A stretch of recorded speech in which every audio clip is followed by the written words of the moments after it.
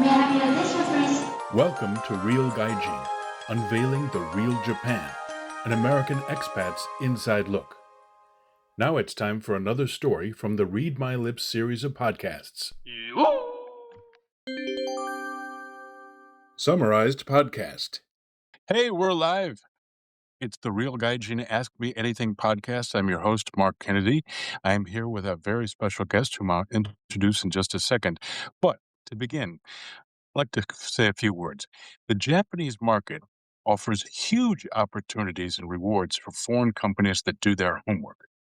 The Japanese market is, however, littered with examples of foreign firms that simply assumes that the playbook that worked outside Japan around the world would translate into success into Japan, but they found out the hard way that that often leads to failure.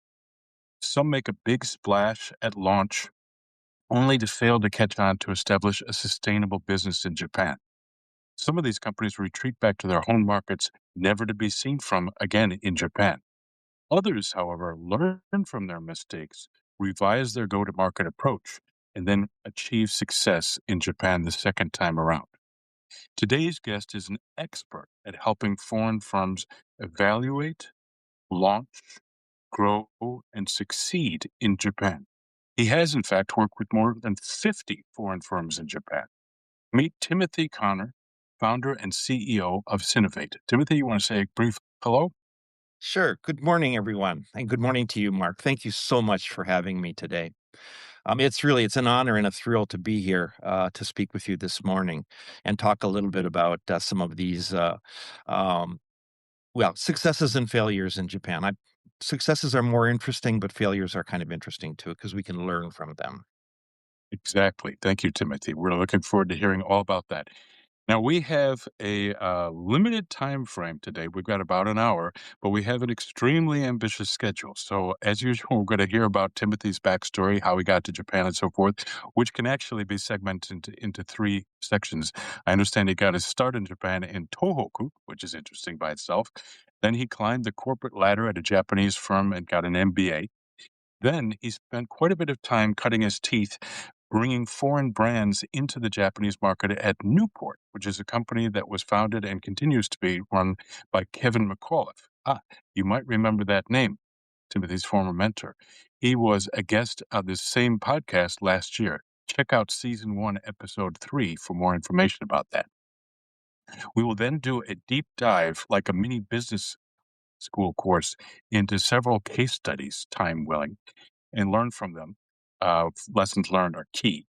Then finally, we're going to finish up by learning more about Synnovate, Timothy's firm, and its interesting logo, which was modeled after a rose, and what the implication is for that. And then finally, Timothy has a new product which is about to hit the market, which is an AI agent for developing a business case or go-to-market launch plan for approaching the Japanese market. So let's hear all about that. Finally, some housekeeping. We will be recording today's session. Give me about 24 hours and I'll get that out. And then finally, most importantly, this is a live video, live session. You can ask me anything of Timothy. So please use that chat functionality to put comments, questions in there, and we'll get to that as we go. All right. Without further ado, Timothy, the question that foreigners all across Japan get every day. Where are you from? Okay.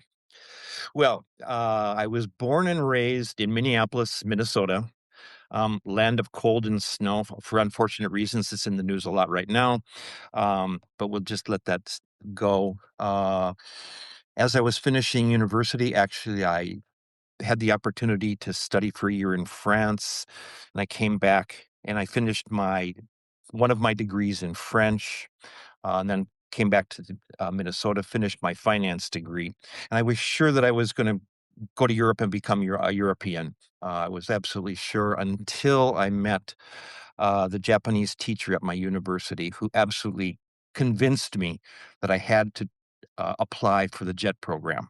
So I applied to the JET program. They asked me, what would be the most challenging thing for you? And I said, well, if you put me in a place where nobody spoke English. So guess where they put me? They put me in Tohoku, where nobody spoke English. Uh, but that was a crash course in Japanese, which was great. It Mm. was fascinating for me actually, because I couldn't. I was eating like toast and peanut butter and yakitori because that's all I could figure out in the store. um, you learn quickly, of course, by trying things, what you like and you don't like. But after 2 years, I moved to Tokyo and in phase one. I took a job in the evening managing a very, very large English school while I went to design school in the morning. Mm. Uh, and after a couple of years, I decided to launch my first startup, which was a fashion design startup. Oh, I never intended to be an entrepreneur, but it just kind of popped up in my field of vision that you have to do this, and so I did. And so for the next several years, that's phase one, I pivoted away from fashion design into importing designer and artist products and services. I was carrying about 6 different artists at the time. oh, oh. Um, and that kind of piqued my interest in marketing and strategy and of the corporate world because I was dealing with Barney's, Isetan, etc. Uh, Um, and so I transitioned over to a Japanese company, a very, very large Japanese conglomerate. At the time, they had about 35 subsidiaries. And I was fortunate enough to be allowed to run as CEO one of their subsidiaries. Uh, but let me just say this was 1990s Japan, and it was a mm. very Showa company. So if you think Okay, well, what does that mean? Yes. So what does that mean? Showa is sort of if you imagine the image of what a lot of people have of what Japan used to be, that all the salarymen in white shirts, dark suits, uh, coming in early, staying late, very autocratic leaders.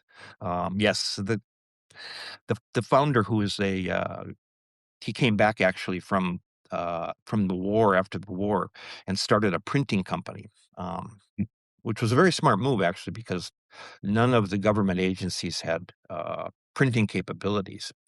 And so Ah, his company grew fairly well through the 60s and 70s into the bubble era. Um, but it remained a very it had a very militaristic sort of hierarchy, like most of Showa Japan did. Yes. ah. Uh, yeah, stories galore about some of the things that he was a larger than life leader, Mark. He was um, friends with Nakasone, uh, Oh, politically probably, connected. yeah, probably connected through a couple of connections to people like Tanaka Kakue and Ooh. politicians. Yes, it was Japan Inc. It really was Mm. Japan Inc.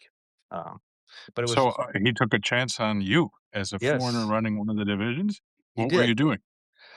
It was a training company, actually. So I was training, well, our clients. We were training clients. I had I guess, about 25 staff, training clients in business presentations, all Ah, the things that you don't learn in Japanese schools. Um, mm. uh, there was business presentations, critical thinking, um, actual presentations in front of people, giving talks, that sort of thing. Uh, But it was all of the things that they don't teach in companies and they don't teach in schools. Terrific. And he actually sent you to MBA school? Do I remember that? Well, after yeah, kind of. So after several years of this company, I wanted to expand and open a new location, actually, a second location, a second office. And he said, good idea, but I'm not doing that. And this is Okay. Showa Japan. Yeah. So I'm not going to do that. Uh, My I want way to in the grow. highway. Close, close the business, Timothy. Oh, yeah. I heard that story. Okay. Yeah. Well, Yes. So I closed the business successfully. The staff, they had enough notice in advance. People understood that it was time to move on, etc. And so we closed that business down, and I actually moved into an advisory role in his extended office. So he was uh, chairman. The chairman's office had about 8 different people doing different things, kind of his personal secretariat, if you will. Yeah. And so I joined that office, and I worked on sort of 6-month time frames, various different companies inside the group of these 30 Mm. companies. So publishing company, helping the publishing company, helping the trading company, I see what you mean. yeah, In-house counsel, almost. in-house counsel kind of advisory. Yeah. Um, and while I was doing that, that's when I got the idea that um, I'd like to do my MBA. I had been running this company making, I don't remember what, we were a profitable company, and I think I was making about $1 million a year. Oh, And it was profitable, but he, yeah, for reasons that he's only knew, he didn't want to continue that business. And I think there were right. ulterior motives. I think he wanted me to join his secretariat and be more of an in-house advisory counsel to him, Yeah. which was fine. And while I was doing that, I started looking into MBA programs, and I found the Duke University Fuqua Yeah. School. Perfect. Yeah, and they had an MBA program that was it was a hybrid program at the time, quite new at the time. So we were on campus and Mm. then remote. Oh, perfect for you. Yeah, it was great for me. So I would travel for the 3 weeks on campus, um, and then I would come back for 10 weeks back in Japan. Right. So And that it's was for a full 2 years or a 3 year? yeah, 21 months. 21 months. Oh, yeah. Okay. Okay, Oh, a long time. yeah, no summer vacation. Mm. The really cool thing about the program, Mark, was it was called the Global MBA Mm. because our first and last of five, there were 5 terms. The first and last terms, we were anchored in Durham, North Carolina, where Duke University is. The other 3 were around the world. So term Oh. two, so term 2 was Oh, in Europe. oh, great. So half in Frankfurt and half in Prague, Huh. with a side trip to Moscow. And then very cool. And one of my classmates, her husband was high up. He was like CFO of the Moscow city government. Good person to know. Yeah, good person to know. So great little off story here. So we were in Moscow. It was crowded then. We got on a bus. There were about 10 of us, I think, with her and her husband. Got on a bus to go out and visit the seat of the Russian Orthodox Church, which is outside Moscow about an hour, if I remember correctly. So we get in the bus, we get on the road, and it's super crowded. We're not moving. So Mm-mm. my classmate's husband gets on his big boat. There was a mobile phone. Did they have? He must have had a mobile phone. He gets somehow contacted somebody. We didn't realize what he was doing, and suddenly several police cars came up from behind with their sirens going, Police and escort. Okay. they came up and they escorted us all the way to the seat. It, Whoa. it was, to quote Steve Jobs, it was insane. Um, Yeah. That's quite a field trip. Okay. yeah, insane Just getting experience. there. Um, Uh, and then was actually in term three was in term 3 was here in Asia. That's oh. right. So term 3 was in Asia. So we brought a group to Tokyo first, Mm. and then we had our more formal on campus in half in Beijing and half in Hong Kong. Wow, that is really international. That's what a Yeah, great experience. so it was great fun. Yeah. We got out of Hong Kong about 3 weeks before the very first SARS uh, epidemic, if you Good will. timing. Yes, You just missed it. Okay. Only to be caught up by COVID later, but that's right. okay. Um, and then our fourth term actually was in South America. Alright. So Wow. Sao What a Paulo program. and Buenos Aires with a side trip uh, with one side trip to go see the Copacabana, and yeah, just a few days on the beach, and then several of us took a hiking trip, and we hiked up to the top of Machu Picchu. All right. Well, this is a lot more than a typical MBA program. Yes, So yes, this is terrific. quite the MBA program. Now, I remember hearing you did all of this, had such an incredible global experience, but then had a little bit of shock, right? When going to report back to your former boss.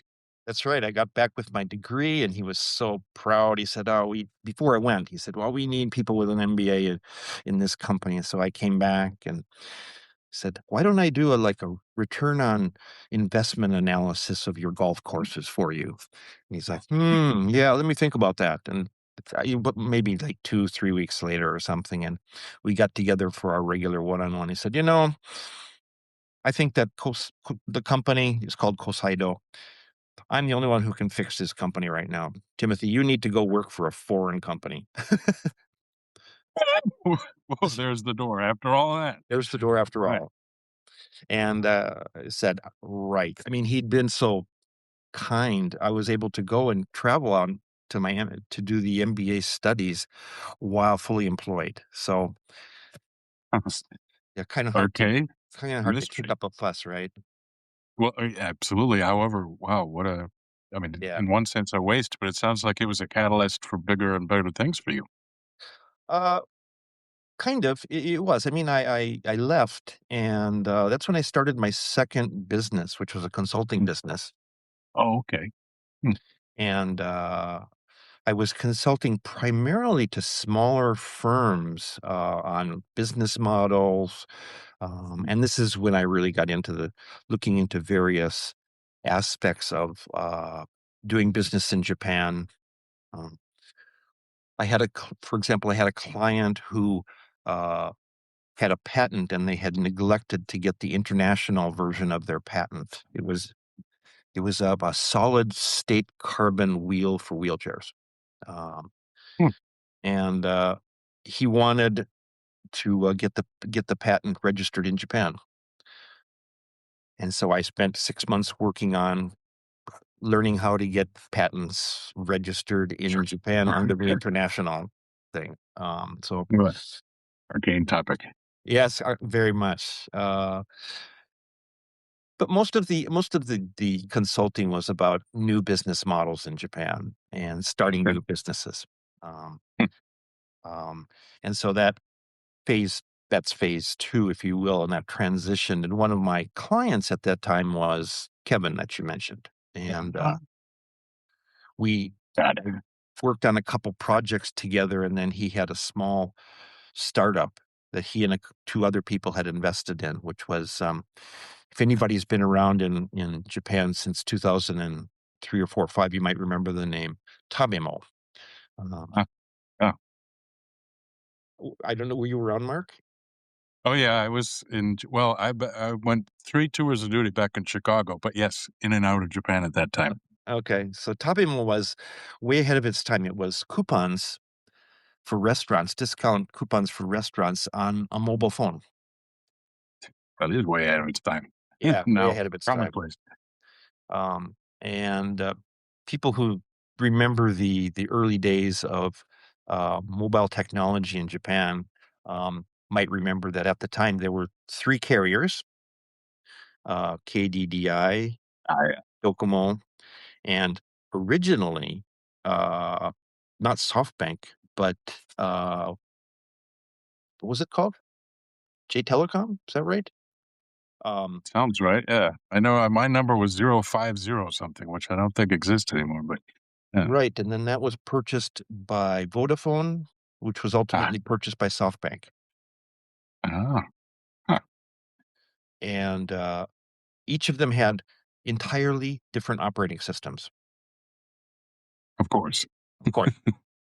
And so for our app, our Tabimo app, our developer had to develop three different versions of it. And unfortunately, these were not the days of "Hey, I'll send you our API." Yeah, right. Well, yeah, you There's had to no sort of manual. figure out what it was, but, it was way ahead of its time, and, we talk about it when I meet some of the other founders. We shake our head and say, "Yes, Groupon learned from us." Mm. Yeah. Oh, right. Exactly. From Chicago. Yeah. Yeah, yeah. Uh, But, that prompted me to ultimately we decided not to move forward with that any further, and I joined, Newport. And so for okay.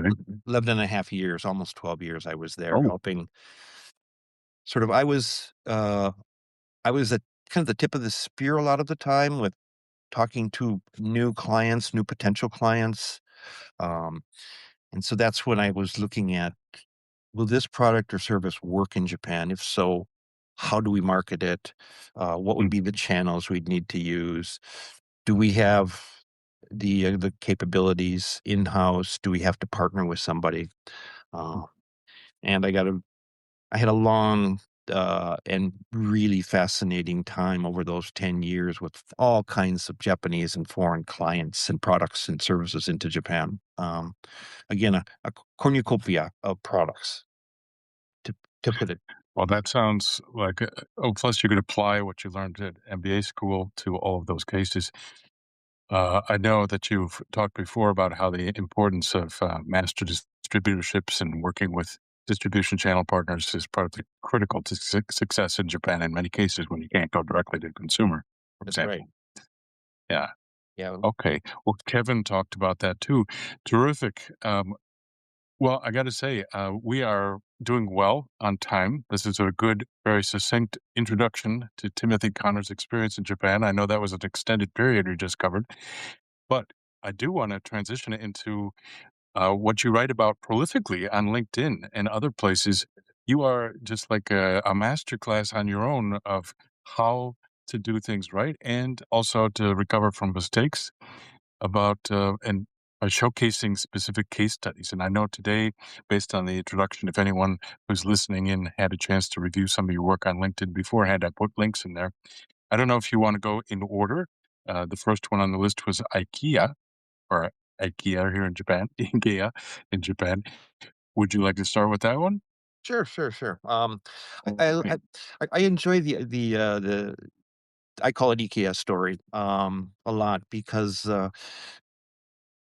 and perhaps this is the Scandinavian in me as well, and sort of linking up with them. I So, know it doesn't look like it, but I'm half Scandinavian actually. My grandmother was born in Norway, but um, oh, and yeah, so the that's other your half height. is yeah, and the other half is Irish. Ah, yeah, I could catch that with your name, Connor. Okay, Yes. Kennedy to a Connor. I get it. So what few people know is that IKEA actually came to Japan in the late 70s and for a couple of years, but they failed miserably. Um, they they didn't and it's interesting. They failed and pulled out, and they've dedicated a full page on their website Yeah. to their failure in Japan, and they're very upfront about it. They say we went to Japan, we didn't do our homework. Mm. Uh, our products were too big for Japanese homes. Putting them together was challenging for Japanese people. We hadn't localized our instructions, and a number of other things, but they have this very sort of honest web page and account of their first try. Um, so they so they were very good about it. They went back and I guess they revised their approach to Japan, and then they came back in the when was it, in the late 90s, second time around. This time they partnered with a local Swedish entrepreneur here in Japan to get Mm. started. And he was great. He helped them navigate the market, and they took their time getting set up, uh, getting their products localized and ready for Japan. Um, Now, not everything in in the stores, and mind you, the giant warehouse stores are not they're not cheap to build, obviously. Yeah, right. Uh, but they did bring a good selection, a limited selection of products that they had curated for Japan. Ah, okay. So they didn't bring everything, but they brought a curated selection and products that could more easily be adapted to Japanese homes. Uh, Hmm. Not everything. I remember distinctly going with a friend to go buy a bed for her daughter, and getting the bed back, and then trying to put it together. And now I'm not a Luddite when it comes to tools and putting things together. Oh, you're pretty good, huh? I've put some Okay. things together in my day, and it was tough. Um, Ah, yeah, it was hard because they weren't standard sizes, but so they little by little they've standardized products into something closer to Japanese standard sizes. Um, and so they've done very well coming back. And one of the things that they've done well is move to this urban format, the urban store format. mm. Uh, and they opened one in Shibuya and then they opened one in Harajuku, but a much smaller version as well of the Oh, entire Ikea store. So a bit like an urban antenna, if you will.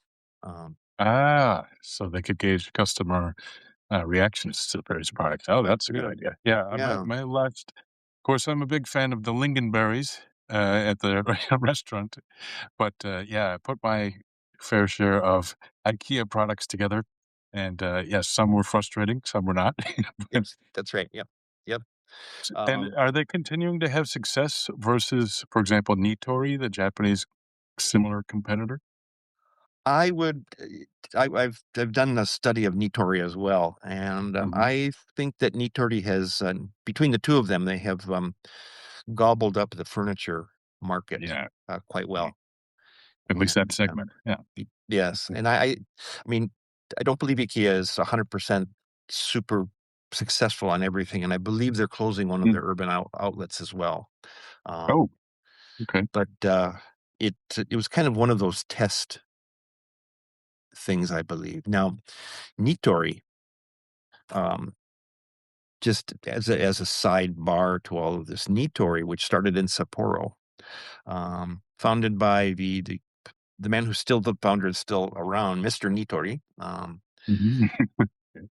They took their time expanding into the rest of Japan, but when they did, Yeah. um, they really did, and they've got a business model where they control the entire supply chain Ah, uh-huh.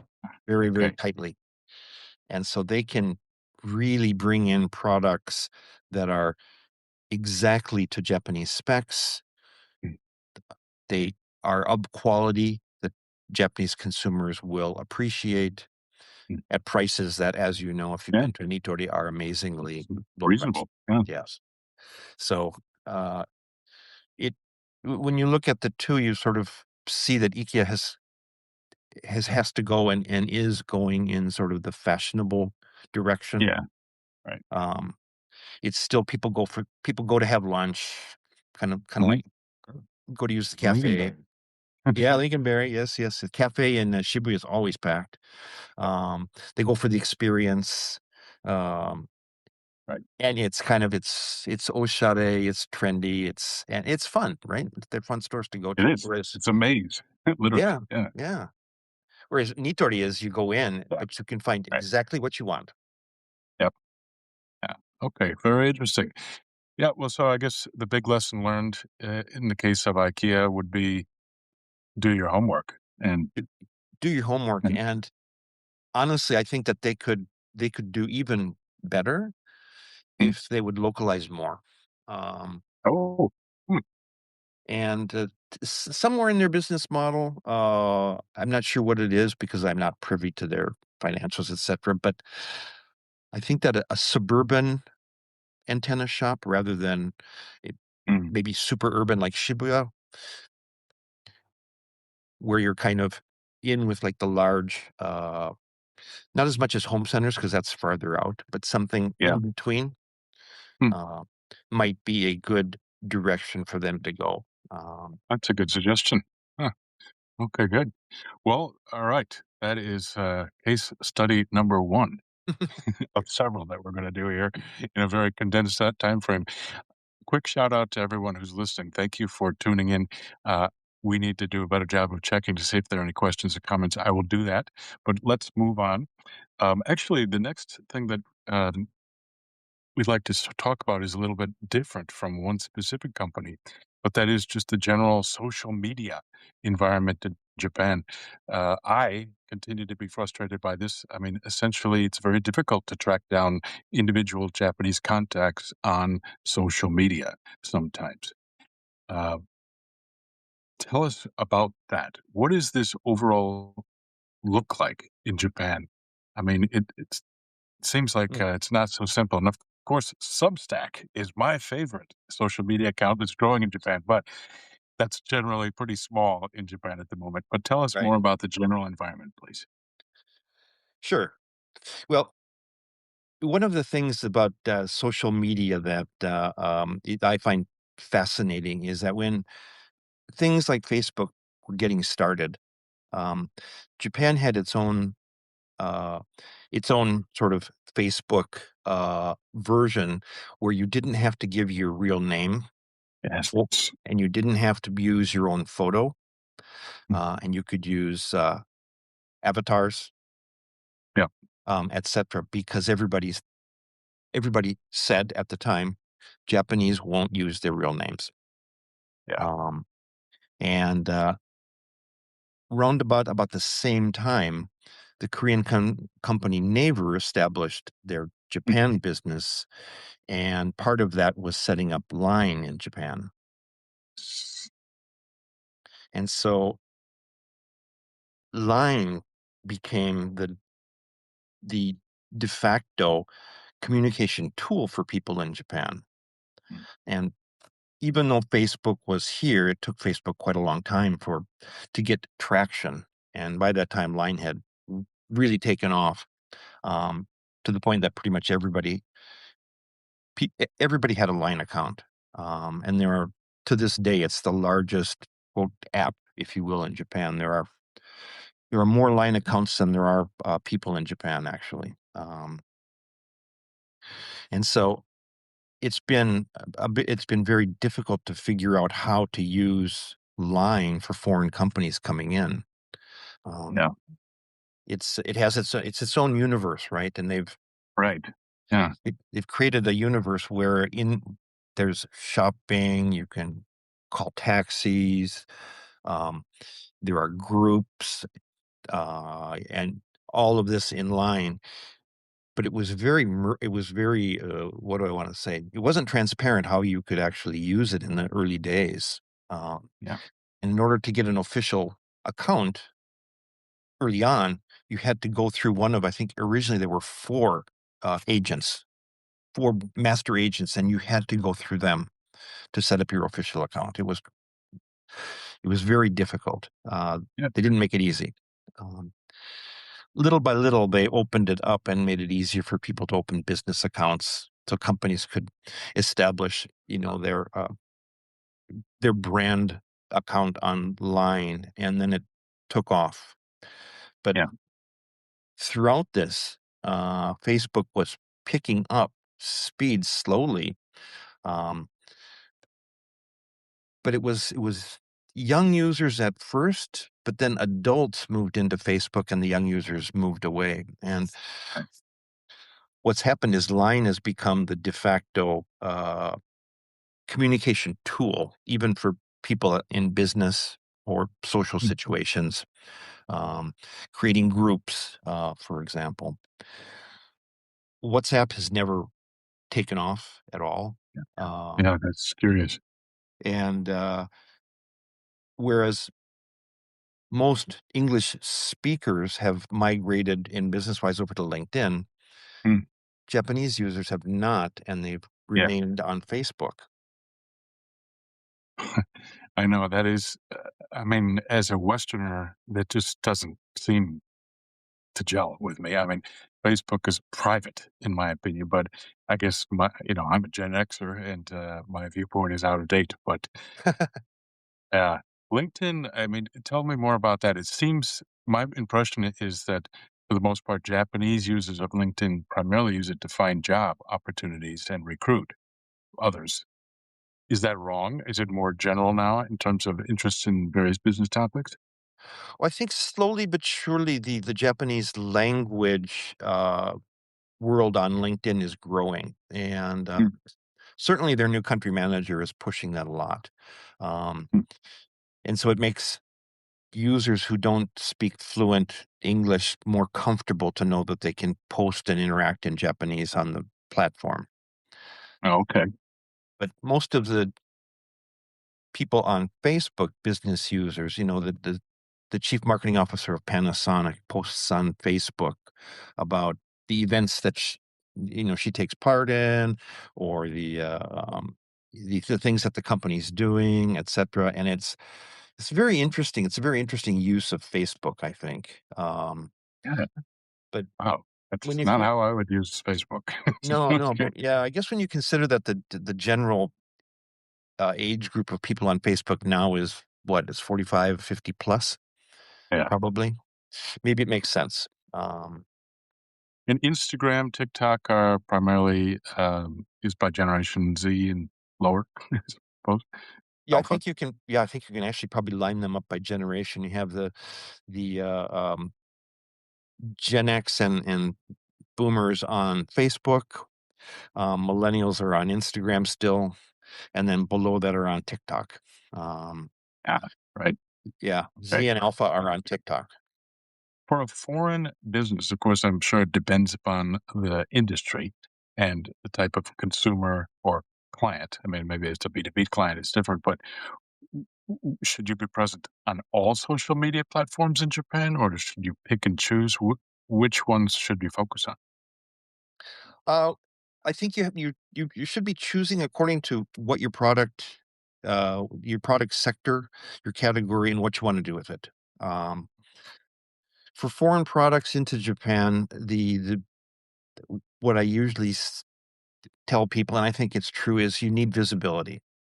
Um, and you come into the market and you're completely unknown, even if you're very popular and you're the most popular. Uh, Even if you're the most popular herbal tea brand in Australia, um, you're still unknown in Japan. And so what I recommend is visibility. And the best place to get visibility is not in retail stores immediately, Mm, but social media and e-commerce. mhm. And so again, and it depends a bit on your sector, but usually Instagram and a presence on Instagram is sort of de rigueur. You need to do that. Yeah. Okay. Um, and depending on the product and your capabilities in social media, if you can, a YouTube account is Mm, very important as well. Now, we didn't bring up YouTube as a social media, Mark, but right. it's the second largest in terms of monthly average users after Line. Uh, People in Can't ignore Japan, that. no, because I think very few people realize that a lot of Japanese people watch TV on YouTube. Yes. Mm, And anybody who's in Tokyo has been frustrated by these people that are walking along, looking at their phones, watching whatever they're watching. yeah. And it tends to be TV shows, movies, anime, etc. Mm, Um, but it's largely on YouTube. And so what is it?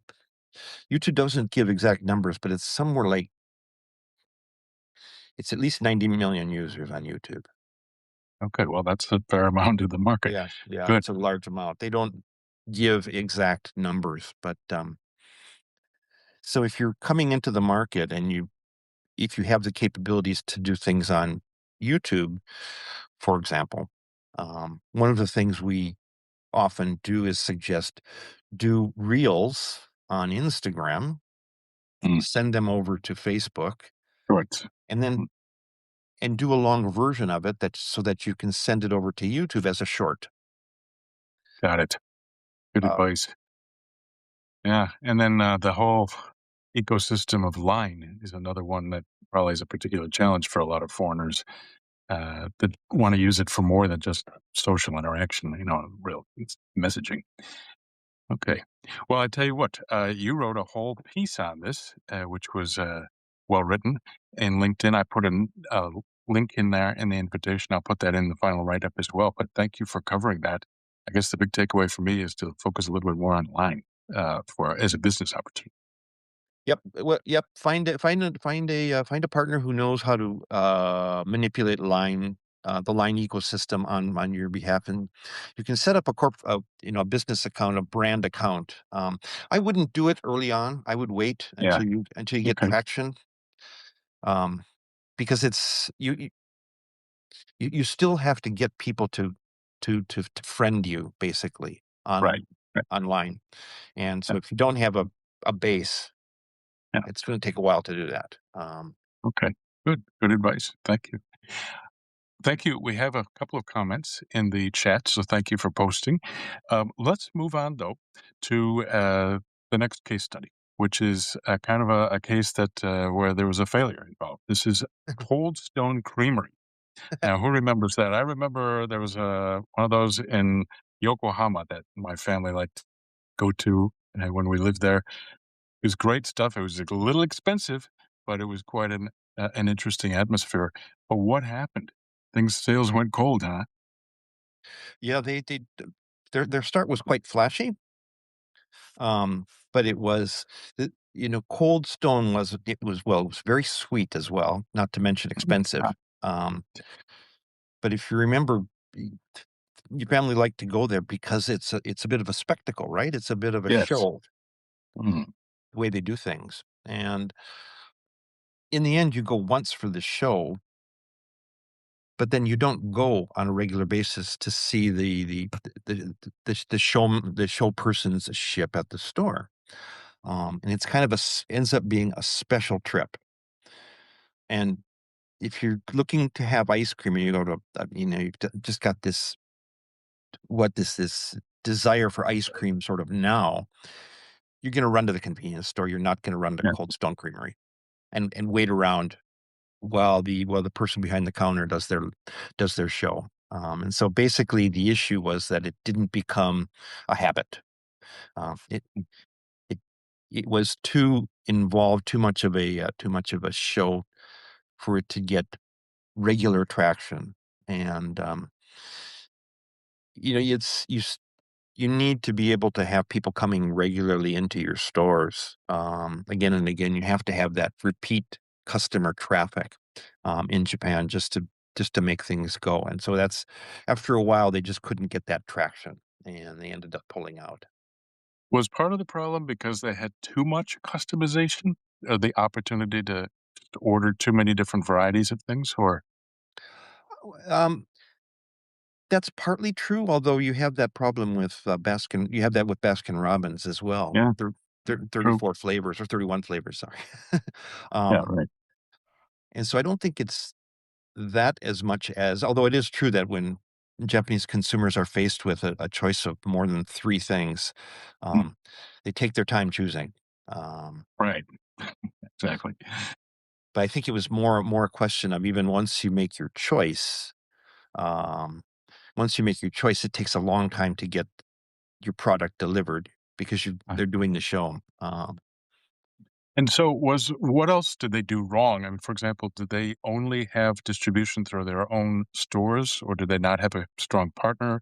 Did they not have a means for distributing through supermarkets as well, or It all it of the above? all of the above. The business model Mm, was not consumer packaged goods, but it was actually the store mm. and the show and the things get watching your ice cream get made on those cold stones. Interesting. So what okay, so maybe it's just purely the method of delivery was too slow. Uh, huh, Yeah, I mean, certainly in a crowd in Yokohama, I could see that. I can actually yeah, remember yeah, waiting in line for it. Yeah, early on for sure, but, ultimately, where do you go to buy ice cream? You go to the convenience store. yeah, or a Um supermarket, Or sure. a supermarket, right, and so if you don't have products in there, and that's the Ben and Jerry's story, as well. Yes. Um, Well, yeah, Same I tell you what, why don't we flip to that? Because Ben& and Jerry's failed not only once, but twice, right? twice, twice, yes. Okay, so what happened the first time and what happened the second time? The first time, they were coming in, it was early on, they weren't that large yet, actually, Ben& and Jerry's. They were in their first time, and they were in a couple of international markets, um, but they came to visit Japan a couple of times, and they met a couple of people, but they were mostly sort of, if you will, wooed to Japan by, 7-Eleven at the time. This was Mm, the early '90s. Um, so 7-Eleven really wooed them here. They were also in contact with somebody, another person who had been successful with a different F&B brand in Japan. Um, I can't say the name. A well-known person who, was already successful once, but he wanted full local control of the business, and he wanted full sort of master license mhm. rights for Japan, and Ben& and Jerry's didn't wanna give that up. Hmm, okay.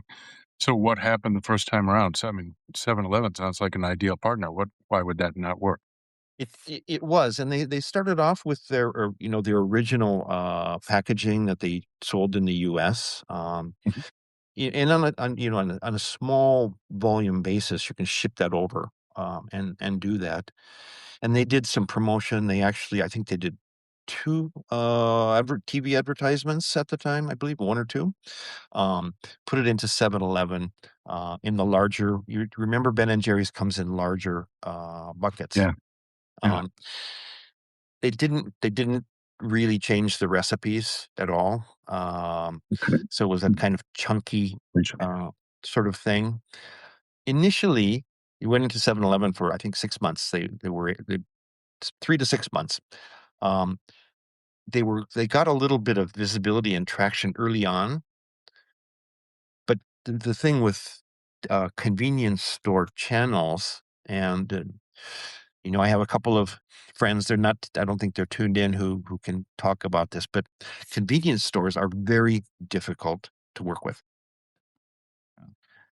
Yes, the requirements for, sales volume and sales revenue are very strict, Mm, and you get depending on the product or the sector, you get anywhere from 2 weeks to a month to show sales revenue or hitting the targets. that's fast. Okay. Yeah, or they throw you out, and so Ben& and Jerry's, because 7-Eleven had brought them in, Ben& and Jerry's got, Mm, I think they got, 3 to 6 months in a limited number of 7-Eleven stores, um, but the their buckets were too big, didn't fit in the freezer.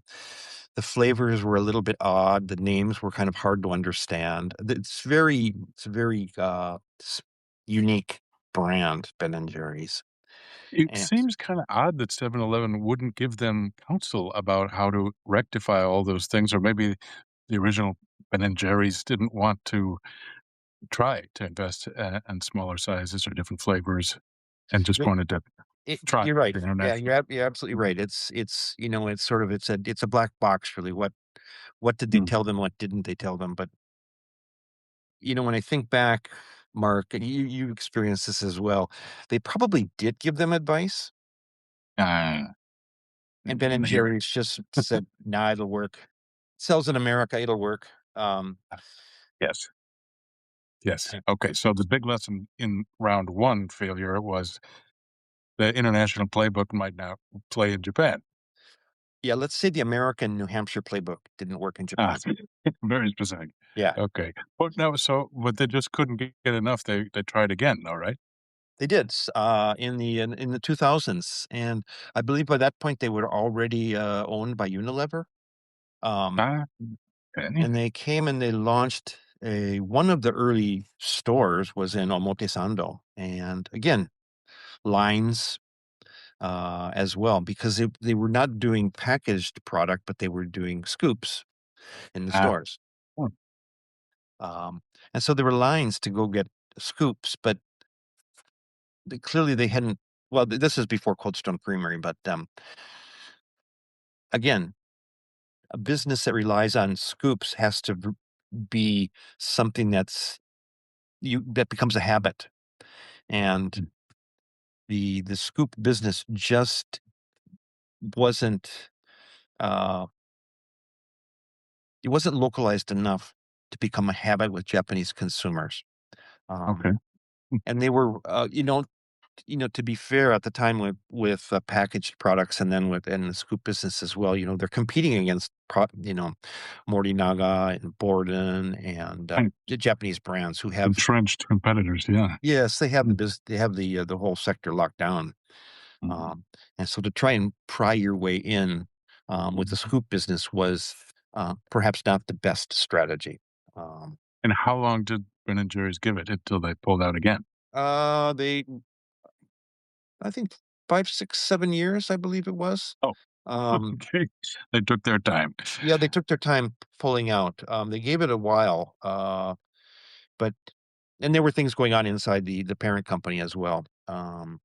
But one of the big deficiencies, if you will, is that Ben and Jerry's has a very strong sort of environmental activism Mm, right. activity, Sure. and they weren't able to do anything like that in Japan, and so that kind of, Mm. The brand image then is different. yeah, from the founder's point of view, yes. Mhm. Mm, From Ben and Jerry's point of view, yes. yeah. They were very anti-corporate, they still are for that matter, even though they were owned by a large corporation. Right. Unilever. Okay. All right. Yeah. Interesting. All right. Well, good. Um, we are rapidly running out of time to do all these deep dives into the case studies. So I think rather than just do a superficial coverage of the other one, let's hold that for another time. We do have a question that has come in, though, and that you addressed it briefly a minute ago. But one question is WhatsApp. How is it used in Japan, or how is it not? Is it completely superseded by Line? I think you answered that, but give us another viewpoint about WhatsApp usage in Japan, please. WhatsApp usage in Japan is minimal. WhatsApp in Japan is used by people, well, if they're Japanese, they've lived overseas and they use it, or non-Japanese who are here and use it to communicate with people outside of Japan. Yes. Okay, I'd agree with that. Yeah, good. Yeah, and if you're communicating internally inside Japan, whether you're Japanese or not Japanese, Line is the default to Yeah. use. Wow. Uh, And how about one other follow-up question on social media in Japan, particularly as it relates to like prospecting for business clients? Which platform would you use? Like overseas, probably for many situations, you'd focus on LinkedIn. But what about in Probably Japan? early on, yes. If you're looking for, it depends what you're prospecting for, I suppose. But if you're overseas, you have a brand, you're going to be looking for partners in Mm, Japan. Um, many companies and brands to this day will say, "Can you find us a distributor? We'll give you a percentage of whatever they sell." And of course, it's impossible, yeah, um, and you can't address that. But probably the first thing that an overseas company or brand should be looking for is a partner, a local partner who knows the market, who can give them some insights, so that they can actually evaluate and learn about the market. sure. The So something tells me that this might be a good segue into what you're currently doing at Synnovate. Very possibly, Okay, well, tell very us possibly. more about what is Synnovate? What do you do? How do you help foreign firms? Well, after 20, 25 years of running into this, and I still run into it. When companies want to enter Japan, one of the first things that I say is we should evaluate the market. Let's do a market discovery study. Um, Yes. and I don't mean a deep dive study necessarily, but we need to know, you need to know, is there a demand in the market for what you have? Are there competitors? Right. Uh, is what you have, does it need to be localized or not? Um, who are your, what are how is this type of product distributed in Japan? Um, and and on top of everything else, and a good friend of mine would likes to talk about this, but then are there any regulatory issues? Ah, Um, yes. just off the top of my head, I'm remembering this, but like vitamin K cannot be imported into Japan. Who knew? Right. Yeah. So Porter plus on Yes, steroids is yes, yes, okay. yes, Yeah. yes. Okay. Uh, At Newport, Kevin and I had a product. They changed the recipe and they didn't change even an ingredient, but part of an ingredient changed, and it was something that couldn't be brought in. It wasn't approved in Japan, so we had to drop it. mm, uh, yeah. S- What a mess. Okay. So you help navigate that first step as a first step. So Yes, evaluation of the market opportunity. that's right. So I suggest do a study of them. Let's do a market discovery Hmm. in your sector for your product, and then let's analyze it. Let's look at it and see, do you have is it something you want to get involved in, and look at the resources that you're going to need for Japan, and are you ready to enter the market now? Do you perhaps you want to look at it, think about it, um, look at it regularly, because it's going to take you're not going to see profits in the first year. Yeah. um, it's going to take a while. Famously, many people will probably hopefully agree that anything you think, however long you expect something to take to do in your home country, it will take at least 3 times as long in Japan. Yeah. That's probably very solid advice. Hey, just a general question. Given the demographics and so forth, it depends on the industry I mentioned, but is the Japanese market still attractive for most foreign brands? Absolutely. Absolutely. Ah, okay, you didn't hesitate there. All right, No, good. absolutely. Japanese consumers, they love new things Mm, once they get used to them. uh Okay, that's a good way to put it. Very good. So then what's the next step? How do you help firms find potential channel distribution partners or joint venture partners? Right. We talk about whether they want to partner with a distributor or go direct. It's much Mm. easier to go direct into the market now in Japan.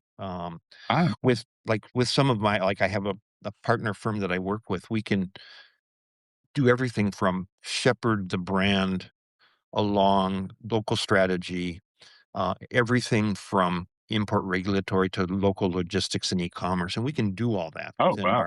within our group, our partner group. Oh, Um, very good.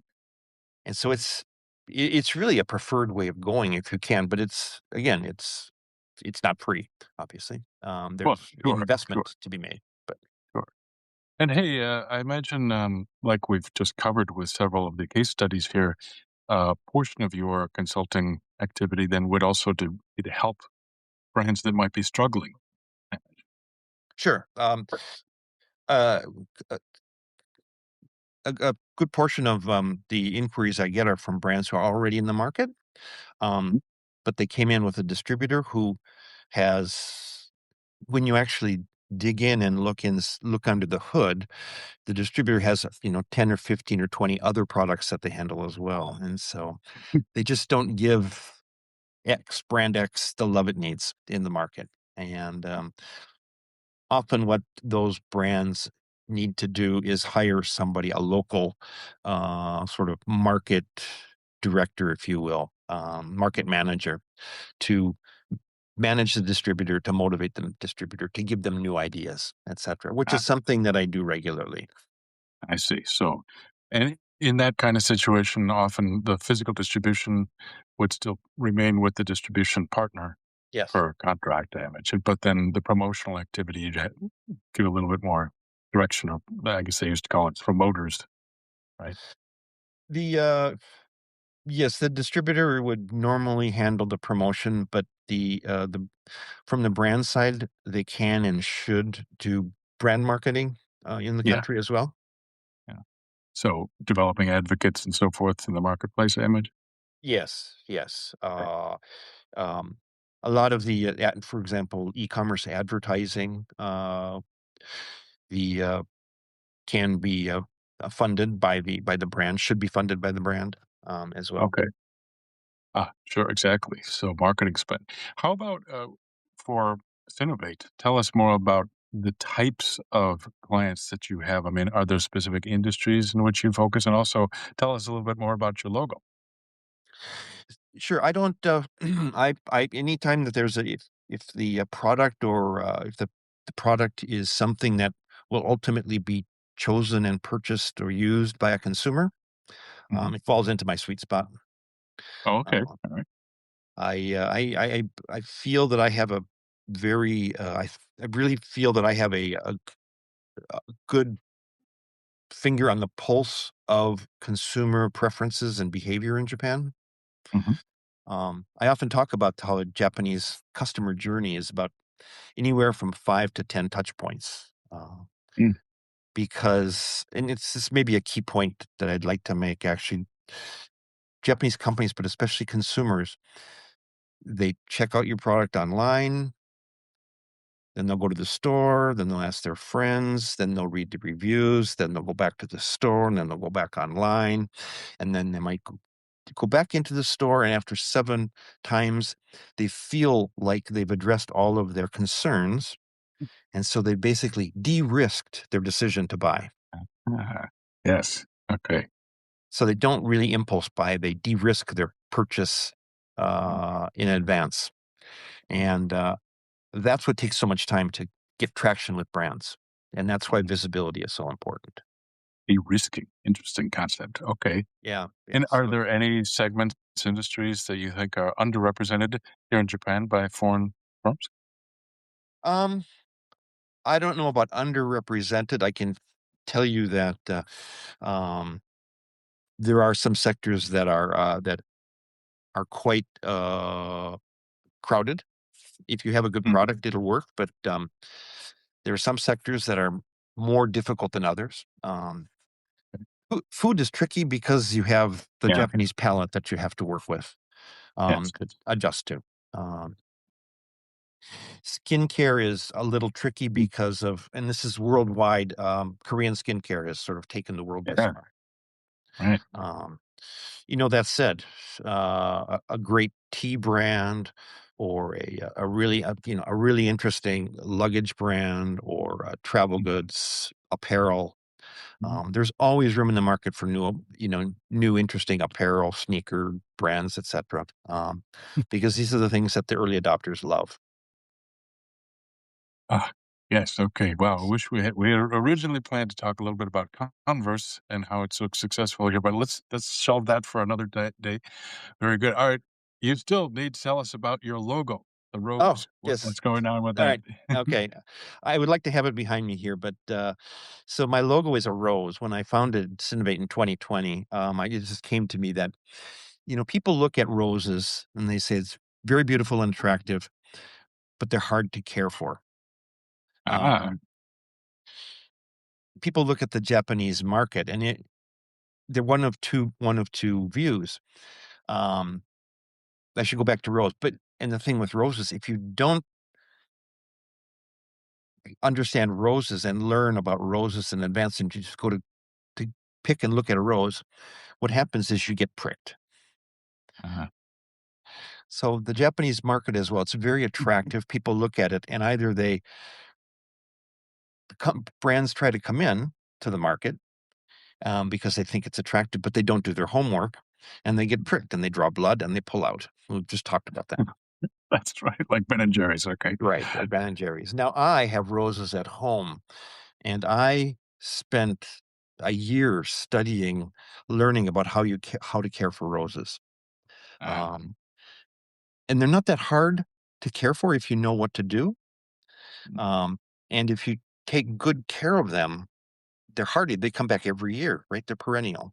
mm, So the ah, Japanese market is the same. If you do your homework and you take good care of your customers, mm, they'll come back year after year mm, because your Japanese customer loyalty can be perennial, not perennial as mm. well, but perennial as well.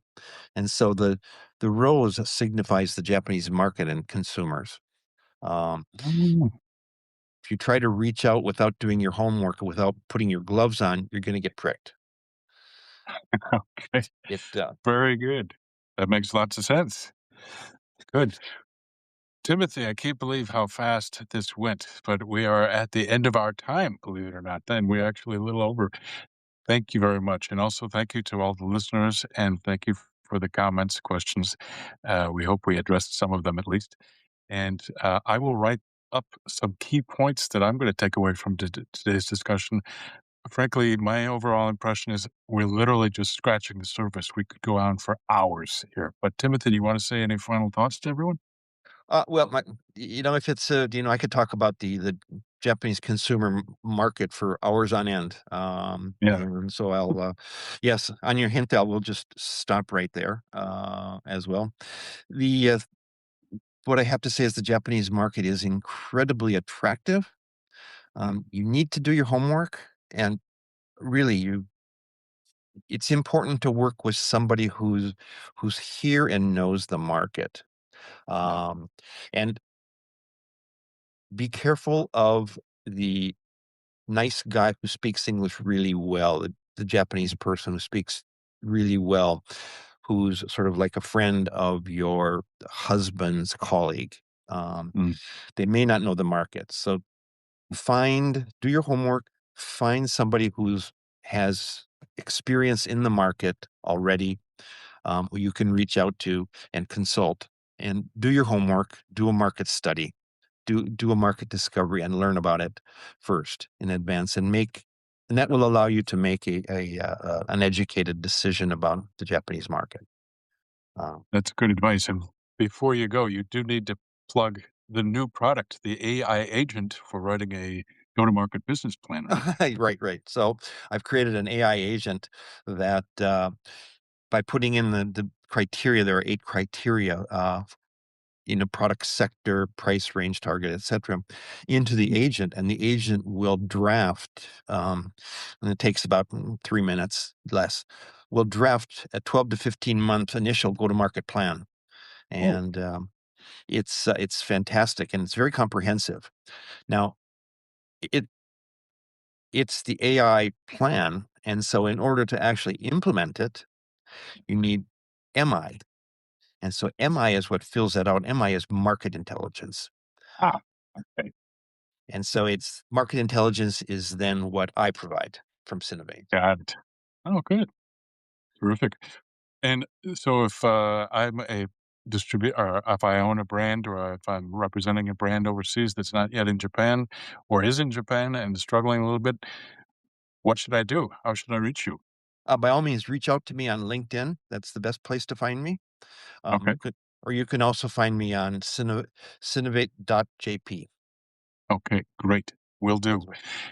Everyone, thank you very much for joining. I think today I learned quite a bit. There's so much more to talk about, and hopefully in the future we'll have Timothy kind of come back to talk a little bit more about other case studies and what he's learned and what he can provide.